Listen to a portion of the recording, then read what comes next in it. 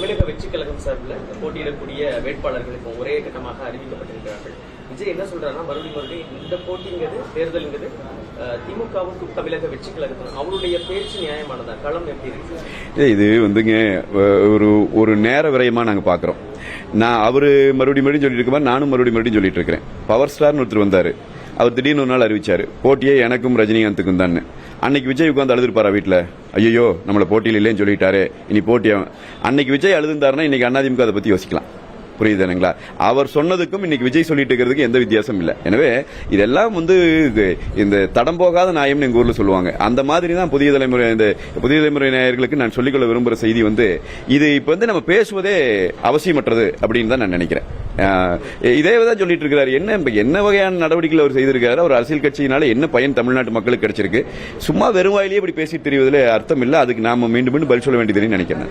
கூட்டணி அமைக்க ஒரு பக்கம் தயாரானாங்க, காங்கிரஸ் பேசப்பட்டது. ஆனா கடைசி அமையல. வேற எந்த கட்சியும் சொல்ல மாதிரி போகல.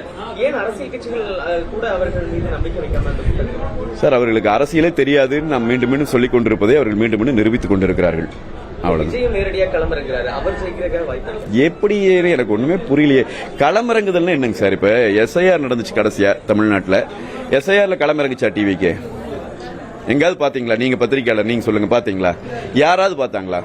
அப்ப களத்துல மக்கள் பணி செய்கிற இடத்துல போய் நிற்கும் போது எந்த கட்சி இருக்குதோ அந்த கட்சி தானே தேர்தல் களத்தில் நிற்க முடியும்.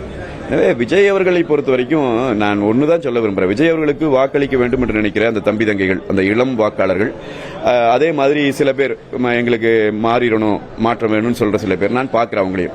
அவங்க எல்லாத்துக்கும் நான் சொல்லிக்க விரும்புற செய்தி ஒண்ணுதான். அவங்க நோக்கம் புனிதமானது, அவங்களுடைய சிந்தனை புனிதமானதை நான் மதிக்கிறேன். அவங்க என்ன நினைக்கிறாங்க அப்படின்னா, இந்த திமுக அரசு தூக்கி எறியப்பட வேண்டும், இனியொரு முறை திமுக ஆட்சிக்கு வந்துடக்கூடாதுன்னு அவங்க உறுதியா நம்புறாங்க. ஆனா அவர்கள் வாக்கை பயன்படுத்தியே தான் ஆட்சிக்கு வந்துவிட முடியும் என்று திமுக நம்புது. எப்படின்னா, அவங்க அந்த வாக்குகள் எல்லாம், அந்த திமுக எதிர்ப்புணர்வோடு இருக்கிற அந்த வாக்குகள் எல்லாம் அதிமுகவுக்கு விழுந்ததுன்னா கட்டாயமா அதிமுகவினுடைய ஆட்சி மிக பெரும்பான்மையான இடங்கள், எங்க பொதுச் செயலாளர் சொன்னதை போல 210க்கும் மேற்பட்ட தொகுதிகளை வென்று நாங்கள் ஆட்சி அமைப்போம். ஆனா அந்த வாக்குகளை பிரிச்சு விட்டு அது கொஞ்சம் விஜய் அவர்களுக்கும் கொஞ்சம் மற்ற கட்சிகளுக்கும் மாத்தி போட்டாங்க அப்படின்னு சொன்னா திமுக மறுபடியும் வருவதற்கான வாய்ப்பை உருவாக்க முடியும்னு திமுக நம்புது. அப்ப நான் இந்த விஜய் கட்சிக்கு வாக்களிக்க வேண்டும் என்று நினைக்கிறேன். அந்த கட்சிக்காரங்கள் இல்ல, கட்சிக்காரங்களை போய் நம்ம கேட்க முடியாது.